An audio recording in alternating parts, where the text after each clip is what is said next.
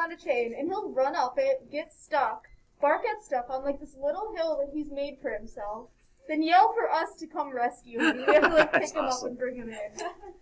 You know, if I started a bank, I would call it Snowbank. Why has nobody done this? Oh, what? If I started a banking organization, my corporate title would be Snow. It's all gonna melt. Snowbank. Yeah, I can see the wrong idea of where the money's going. I suppose. Yeah. Wait, I was just gonna make that joke too. What is it? What is it? I don't know what it is. I didn't can't make any jokes because it won't make any sense. Right. Okay, let's take a look at the question. Today is the last day of notes, so we got a fair amount to get through. There's only We really are. Excuse me, Shark. What did we learn? So, It was a joke. Earth is closer to the sun in winter than it is in summer, believe it or not. So, there's the same amount of days in July and January. So, over which month does the Earth cover more distance in its orbit? I will say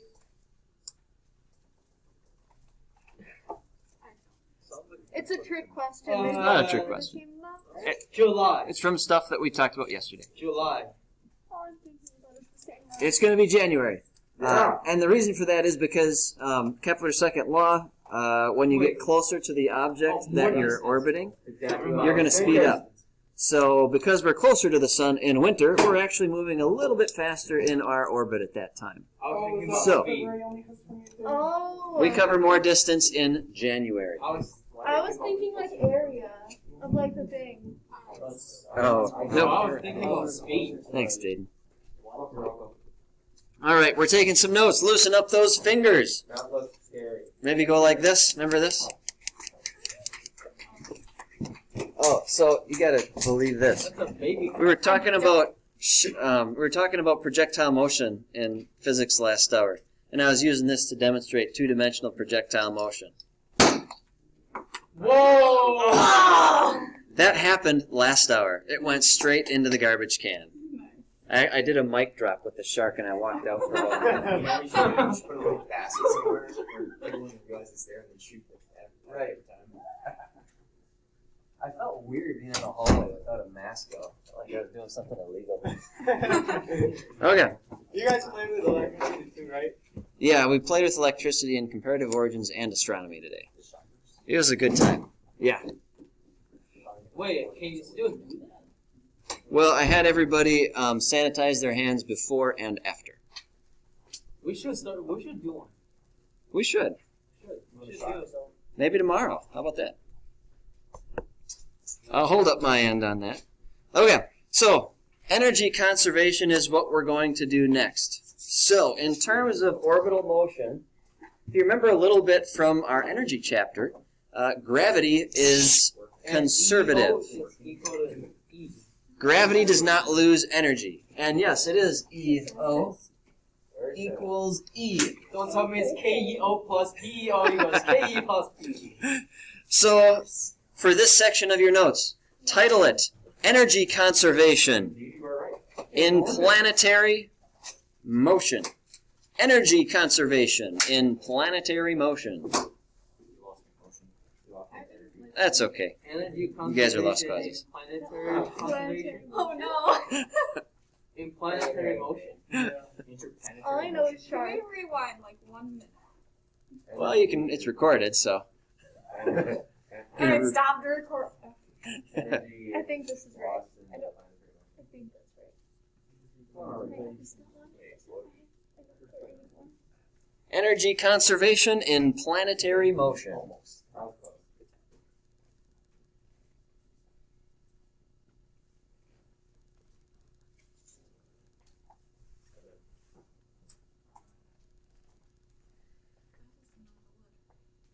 So when we're calculating, when we're calculating energy, we have to take both of those things into account. I put a little g next to this potential energy because remember this is no longer m times 9.8. Now that we're further away from the Earth or whatever planet we're looking at, we have to calculate this in a different way.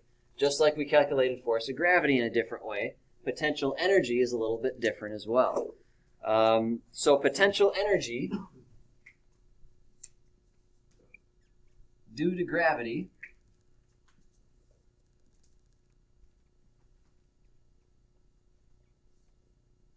is going to be equal to that. GMM over R. Kinetic energy is the same old thing. 1/2 the squared. For this, you don't have to always write the two m's lowercase. It might be easier for you to write it like this. Yeah. Because the big M is always going to be the mass of a planet or a star or something like that. I would encourage you to not make this a capital R, because then you'll automatically think that's the radius of the planet or star or whatever. This is always the distance from the center of that object to wherever the object is orbiting. Which, That's the radius. not really. I mean, if this is Earth, and Earth's radius is this, and something's orbiting up here. Well, that's the radius from Earth to... Yeah, but what I'm saying is if you make this capital R, you might automatically think it's the radius of the Earth. But yeah, just be aware of that. So, you know how we used to, back in the day, set kinetic and potential energy equal to each other in order to calculate velocity? Let's just see what happens when we do that here. Because why the heck not? We're done with red. Black? Okay. So, it's okay. We did projectile motion and regular physics today. So, now, if I move this to the other side of the equation, the negative becomes positive, so I'm just going to get rid of the negative. GMM over R equals 1/2 mv squared. So if I want to solve for, I don't know, how about velocity? Because we always seem to solve for velocity in these equations. Let's just see what happens. Goodbye, little m. Wait. How? No. Hmm? Move to the other side. That'll be... How are those two equal together? I'm just saying if we set potential and kinetic equal to each other, because oftentimes they are the same number. Yeah, but then it's supposed to be negative GMM over Yeah, and if we move that to the other side of the equation, the negative goes away. But that would be negative PEG equals KE. Right? So this is automatically negative, and if I move it to the other side, it becomes positive. That's all I'm going for here. So you're saying PEG is equal to KE. For this particular scenario, we're going to set them equal. Just like if, you've got all potential energy at the beginning, maybe you have something at the top of a ramp, and then it's all kinetic energy at the bottom, and you can set those two things equal to each other. So in this example then, if we do that, then if we solve for velocity, multiply both sides by 2. Yeah, that would be still negative. Because when you move to the other side, it would be negative PE equals KE. No, it originally is negative, so when you move it over, it becomes positive. Yeah, I'm saying PE is equal to negative, the function. But if you move to the other side, that would be negative PE equals KE. So then it would be negative, negative. KE equals K, Right. That won't be KE equals PE. We That'd should be negative. rewrite the extra step in between. Let's just, okay, we got to keep moving along here. But here's the thing. Here's the thing. So when we boil this down to solving for velocity, whether this is positive or negative, you're going to end up with this expression. So when you get this expression, this actually means something. And what it means is actually it's a particular velocity, and it's the velocity that you actually need in order to overcome both of these energies that are holding you down to the Earth. We would call it an escape velocity. So if you put the numbers into this equation, you can find the escape velocity of any planet.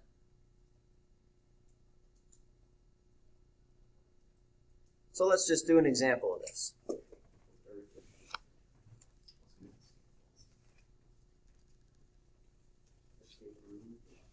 We'll figure all this out.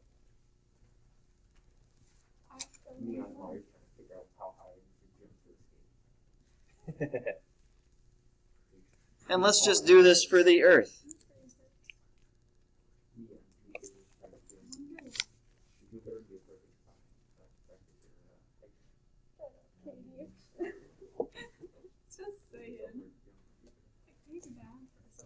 So if we're going to calculate the escape velocity of Earth, it's going to be 2 times g.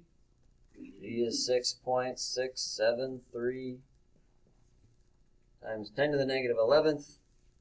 You don't need to put the units in there. Mass of the Earth,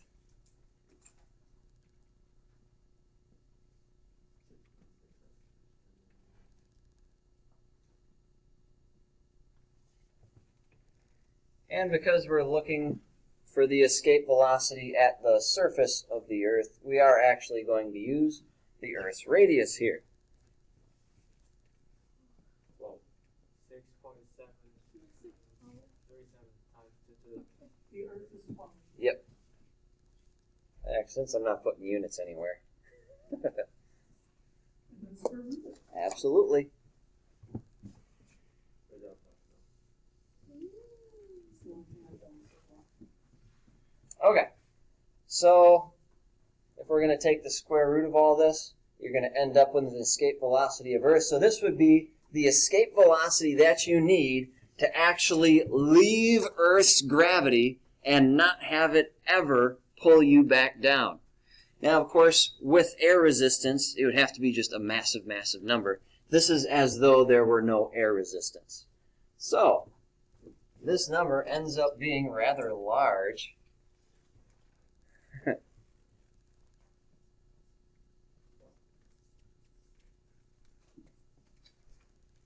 11,200 meters per second. That's how quickly you need to jump off the face of the Earth if there was no air resistance to actually leave. This corresponds, if you're thinking of miles per hour, to roughly 25,000 miles per hour. So if you can jump that fast, you can leave the Earth. Katie for could you. do it. Oh, Black guys. market steroids. Okay. Chocolate milk I drink makes me jump up 26,000. Nice. Chocolate milk, dude. Is that 2%? God, whole. Whole? Oh boy, that is the good stuff. Maybe that's what Katie had in order to throw the baseball all the way around the world. No, I thought Yeah, we need get to have something her the in black the market. Black market steroids. Yeah. Maybe it was I need to be black like, market Yes, chocolate in the milk. market, not. Because things that I've said are When I grow up, I'm that gonna I've have asked a people have. We really moved to sharks in every example to Katie. I'm obsessed with chocolate milk. I'm thinking, I don't know if Chocolate milk? Is it in I have heard quite a bit. you know that. I talk about it all the The black market dairy industry. time. I gave up chocolate milk for one. Like, What's how that? original I gave up about chocolate milk for one. Oh wow. I drink chocolate milk every day. Besides All right, write this down. You know what, I think I'm gonna go study how to do a C-spin on Tetris, so I'll talk to you. I did it again. Good job, Katie. Yay! I'm leaving it too. Because I'm This down circular orbit. so dumb. Oh, Top. You're leaving it 2? on my calculations, I'm leaving it too. Oh, I get it. You say things like, write this down, or write down something, and I'll actually write. Oh, So I I get wrote this down, and I'm going to leave it in the notes. it. Nice. the elliptical Because I'm orbit, dumb. it's like when you're You're not dumb. You're very smart. Katie, who else could throw a baseball all the way around the world? You don't need to be smart to throw a baseball. Somehow it helps somehow, because he figured out how to do it. I went to the black market. That's Yeah, how and you're smart enough not to get caught. Well, If that's anyone, all on camera, so. nobody knows which Katie we're talking about. Oh, Katie Siebert? Alan Siebert lives at this address. Here's his social security. Katie Siebert of Oak Creek. Yeah. Katie You Siebert of Wait, Siebert what's your says? cycle? I didn't get it. You get extra credit for putting your social security number on your test. What? Say I won't, Mr. Hathaway. Say I will not do that. Yes, I will. I will do it for the 1 extra credit point. And you can commit all the frauds you want, so long as I have a single extra credit point. Well, I mean, you have it written, you have it recorded, so it's not like you can say it and say it. Dude, Man, we that just is powerful flagged. stuff. Okay, You one that's like. Get you a man. so thank you, Potter. Yeah. And I haven't forgotten about your question about the thing. We are going to be getting to that. So, in terms of this, which I should put on camera here. Hi, Sarah. Hi, Sarah. Hi, Sarah. Hi, Sarah. Why Hi, Sarah. she's not here? So, when an object is in a circular orbit, the total energy that it's going to have is going to be equal to this right here. So you can, if you're looking for like kinetic or potential energy for something that's in a circular orbit, you would set this equal to kinetic energy plus potential energy, and you can solve for various things through those equations. If you have an elliptical orbit, then your total energy is equal to this plus 1/2 mv squared. Now, if you're in an elliptical orbit, you don't have a constant radius. You've got a big radius and a little radius. They call them perigee and apogee. And the perigee is going to be the short one. The apogee is going to be the long one. So that's where this comes in. Whatever your long radius is, the apogee, that is going to be something that you add to the perigee, and then you divide it by 2. In other words, all you're doing is taking the average of those two distances. And that's what you set equal to that R value right here. Questions on this? Can you give an example of the the two? Yes, and that will come later. Okay. Okay, Sounds good. Okay. A lot of whiteboards today. Okay. The other thing we have to take note of and not forget is gravitational potential energy. In order to understand gravitational potential energy, you got to kind of be reminded that force of gravity is now equal to that new equation. So this is nothing new here. Gravitational potential energy is gmm over r squared. If you were to solve this equation for a gravitational force g, you could do that, and it would be gm over r squared. And the way that you would get this is, force of gravity is also equal to mg. So if you replace this with mg over here, that m would cancel this one, and you're left with this. So this is something where you can actually calculate the gravitational field force or gravitational acceleration of a certain body out in space. So for Earth, of course, this would end up being 9.8. Other planets have different acceleration due to gravity. Questions on that? Okay. And we'll do some practice problems with these shortly. But for right now, let's talk about comets. Write this down. I know, right? I spent a lot of time on this. I think I've got 12. Yes, So- it is. I refuse to say That's that. Emotionally, yes, but technically, according to NASA or whoever decided, Well, Right. that's just one person. Tell NASA. sure. It's just the organization that decided. I grew up Tell NASA learning they it. can Then play get out of rock, here, paper, so scissors. If I win, you chose a planet. If they win, Rock, paper, scissors. I believe NASA, fight me IRL, bro. Pluto should be a planet. I believe planets should be defined by size and not whether or not they've cleared an area through its orbit. And that's something we actually talk about for a while in astronomy, which is fun. Oh, that's why Why did Laura they say was talking planet? about that. Because they added the stipulation that to be a planet, the thing has to clear the area around its orbit from debris. Well, Pluto's never going to do that because it's existing in something called the Kuiper Belt, so it's automatically not a planet. I think that's stupid. Sounds like they made up that It's rule not just to moving pick around, on son. it. What's that? It's not going around, son. Oh, it is. It's going around the sun, but there's some pieces of rock as it goes in its orbit around the sun. And because it hasn't cleared that orbit of those rocks, they say that disqualifies it from being an actual planet. Sounds like I- they made that up just to be mean. I know, right? that's like discrimination. I think a planet should be anything that has a radius of 1,000 kilometers or more. If we would go by that definition, then you would have 10 planets. You'd have Pluto, and you'd have one more a little bit further out called Eris. So that's my thought That's on a it. good name for a planet. I agree with that theory. Thank you. Better than all the stars that are like XB-12, 14, That's wait, hold on. That's what's his face is Elon Musk is. Yeah. X Archangel 12. Imagine how do you shorten that? X. Hold on. Angel. The difference from Ari Oh, Ari, short for or X. It's not like he's gonna have normal friends or normal high school. that kid is a computer. I think that's it.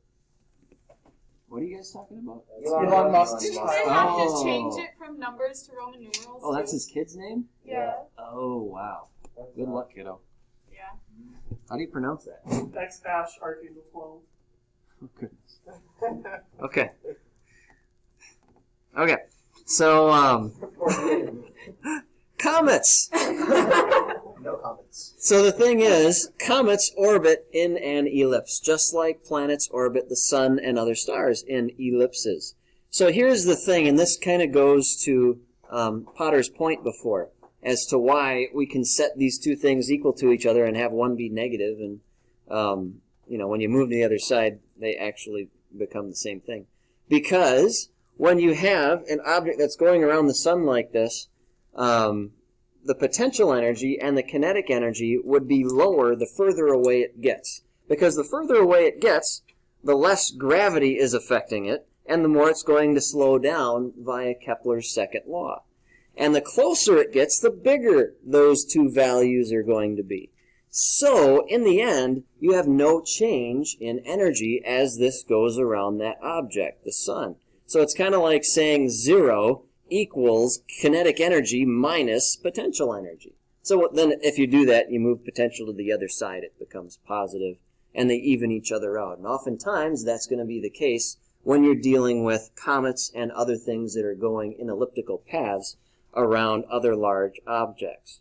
So again, we've dealt with this already. Potential energy is equal to this now. Kinetic energy is equal to that, as always. And you just have to keep that in mind for comets. Energy is conserved. Questions on this? Okay, and we'll see an example with this in a little while. So will that always be the case, or When you're dealing with objects orbiting in ellipses like this, then yes. So kinetic energy and well, potential pretty much energy... all the planet What's that? so pretty much all the planet is the space Yes. that it's like this. Yep. In order for energy to be conserved, they would have to increase and decrease at the same rate. And that's exactly what we see happening. So if, So if we have, like, let's say we have like kinetic energy, we'll be able to figure out the potential energy. yes, absolutely. Because if it's like saying 0 equals this minus that, then sure, we could throw this to the other side, make it positive for the time being, and you can figure out that relationship and a couple other things on the inside. Okay, a few more things we got to get written down here. You guys know what asteroids are? Because we talked about comets last time, right? And what they were. Kinda, yeah. Objects that get real close to the sun, they speed up super fast, and they ricochet back to outer space for a long, long time. Like Halley's Comet's the most well-known. That has a orbital timeline of about 76 years. So every 76 years, it comes close to the sun and then goes further back out. That's what its period would be. Comet Hale-Bopp, which came in 1997. I know, it's a fun name. But it was the last big comet that we could actually see easily. And it has a much larger orbital period. It'll never come back in our lifetimes. So yeah, they have different periods based on how close they get to the sun, how fast they're going, and other mathematical calculations. Asteroids are objects that are just heading, usually from the asteroid belt, to the sun or some other large object, maybe Jupiter or Saturn or something. And these are things that we don't want to have impact the Earth for obvious reasons. So, get this written down and we'll talk more about asteroids. We gotta get to Mario here, y'all. So again, asteroids are not orbiting the sun for the scenarios we're going to be dealing with. In the asteroid belt, it's they are, because they have to orbit something to stay there. But the asteroids we're dealing with are heading towards either the Earth or the Sun or some other planet, and they're going to impact it. And this is how we deal with those energy considerations.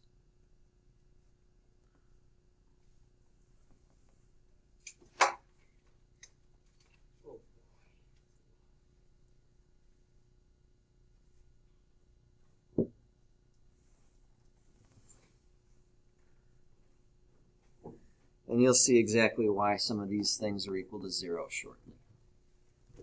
Okay, but real quick, y'all, does this fluorescent hum drive you crazy, or is that just me? Yeah. Most people just tune it out. I didn't notice it until you said it. I want someone to tell me what note that is. B. It's lots of different pitches. Is it really? I'm kind of upset you pointed it out, so I didn't even notice it. Which pitch did you say? I was going. That's the mosquito. Have you ever messed with mosquitoes like that? That's about a B. That's a B.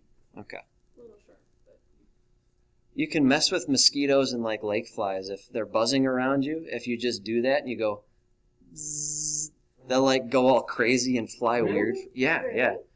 My parents live right next to Lake Winnebago, and so we got all sorts of lake flies and mosquitoes out there, and they go nuts when you make that sound. It's fun to watch. There's actually there's like a Are they device like that you trying to can- attack you, or they just like? No, they just kind of like, it's like they're disoriented or something. Someone made Well, a what's device the that sound? Like this? Yeah, you just try and mimic the buzzing noise they make, and it's like they get freaked out by it. Like when you're a kid and someone's copying you, and you're like, "Stop copying me!" And then it makes that noise like really quietly or something like that, and throws off all the mosquitoes around you. It's like an elephant with a bug spray. No, they made it so they made it at a frequency that you can't hear it, but it's still making the buzzing noise. That's interesting. Because the mosquitoes were choosing. I got it. Thank you. Your friends which garbage are I you? have jazz today after school. Oh, I left my jazz book. Oh, looks like you guys are all finished. Good. Okay, so let's talk about this real quick, and then we'll finish up with an example that involves a comet. So for asteroids are affected by gravity, and there's no air friction out there. So we got to take all energy into account. Now, if an asteroid starts from rest, obviously it's going to start with no kinetic energy because it's starting from rest. Good on the red? Yeah. Good. On to the blue. If it starts from very far away, then it's going to be too far away for the gravity of whatever it's falling into to affect it. So the further away you get, the less your potential energy is, because the less gravity there is. So that's why that goes to 0 for that scenario. Questions on the blue? For the green, if it starts from rest from very far away, those are both equal to 0. Questions on that? Far away? Like, is it far away from the sound? Far away from whatever it's going to impact. So if it starts far away, potential energy is 0 because that has to do with gravity, and gravity is so small when it's far away that doesn't equal anything. And if it starts from rest, kinetic energy is equal to 0. So this is your starting point for these asteroid problems based on the information that they give you in the particular scenario. All right, last thing. Draw this. How many whiteboards do you have? Today, 5. I'm concussed, man. Give me a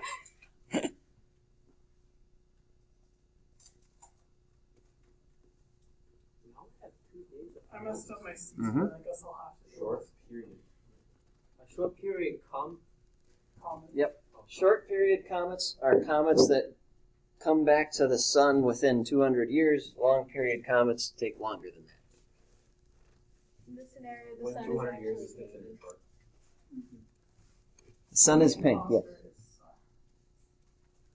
Again, P is for perigee, that's the close distance. A is for apogee, that's the far away distance. And I'll give you those numbers, and we'll plow through this together. Was it? This basically was on the test, exactly. Do you mean on the AP test? No, the one we just Yeah, but not quite this to this depth. We're going to be using Kepler's laws to figure this out. I did that in the past.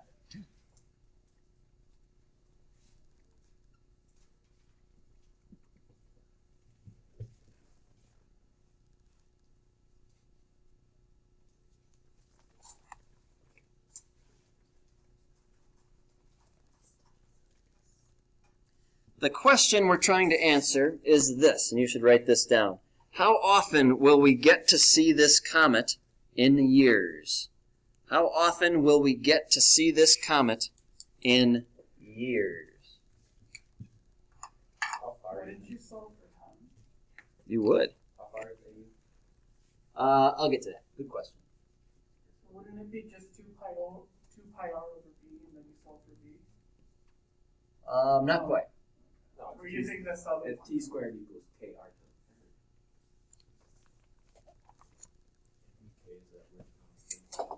Yep.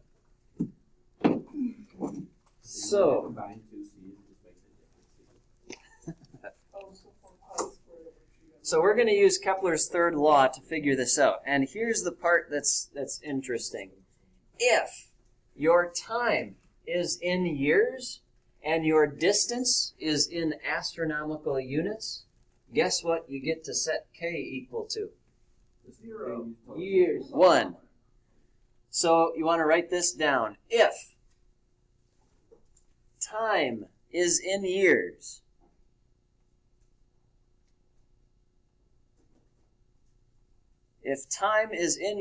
and distance is in AU, astronomical units, I'll tell you what that is shortly.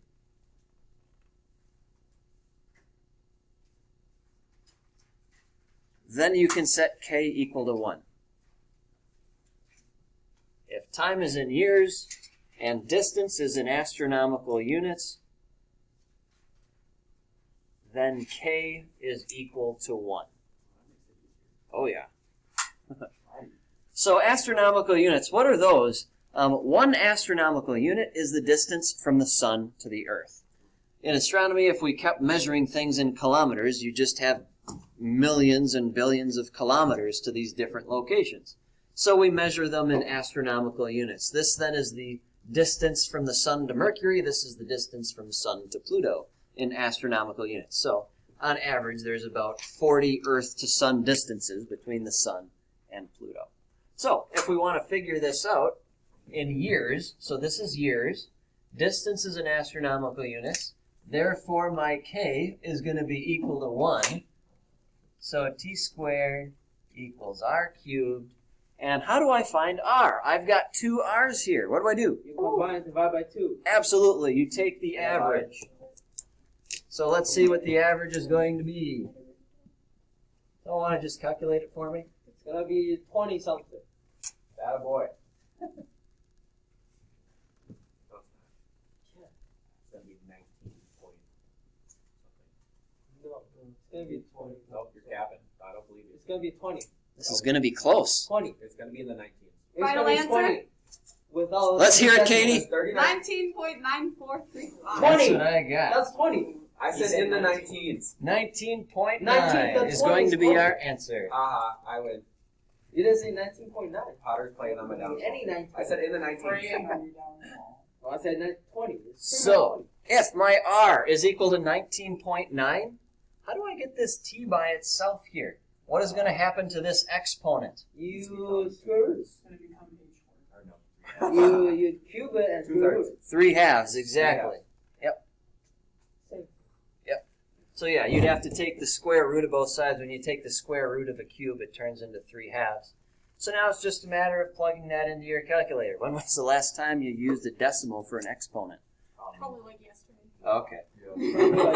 Yeah. Well, never mind. Haha. And actually, I don't like fractions. I'm going to use a decimal. You're gonna use. And you thought That's you were no. so Turn it back. Turn it back. Turn it back. Turn it back. No. We're calculus students. We can't handle this. So what's this come to? I'm guessing somewhere I don't know in what the happened. somewhere in the 380 something. No, not at all.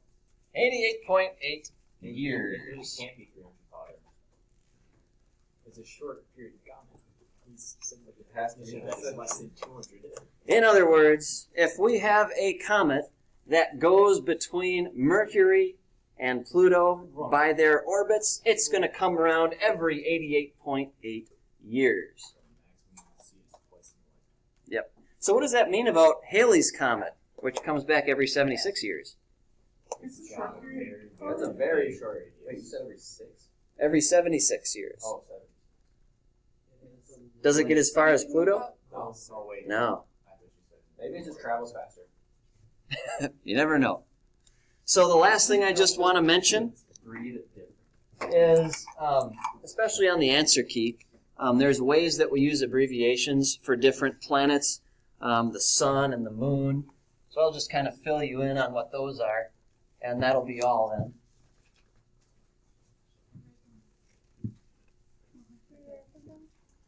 So if you want to abbreviate something for, like let's say we're just doing mass of something. So if we're going to do the mass of the Earth, we use a little e. If we're doing the mass of Jupiter, we use a little j. Well, there. If we're doing the mass of Pluto, we use a little p. And you get the idea. So all the planets, we just use the letters. If you do Mars and Mercury, you can figure that out. Maybe Mercury, M-E, and Mars, M-A, whatever. But when we get to the moon, we use a little crescent. No, you use M. What? That's Is that, When we use... right like that? As close as you can. When we do the sun, it's always like this. I'm not sure why they pick it for that, but that's just how it is. No. It's actual things. I like that it's a little crescent for the moon. It It's makes me actual happy. things. Yeah. That's exactly the word. Now, someone play me in touch. This is how they label right now. Yeah. Someone play me in touch. Some godlike. Okay. Okay. So, yeah. Orbital motion and gravity. I think I gave you all the homework. I still got to figure out what day that's due. I'll let you know on that tomorrow. It's gonna be after spring break.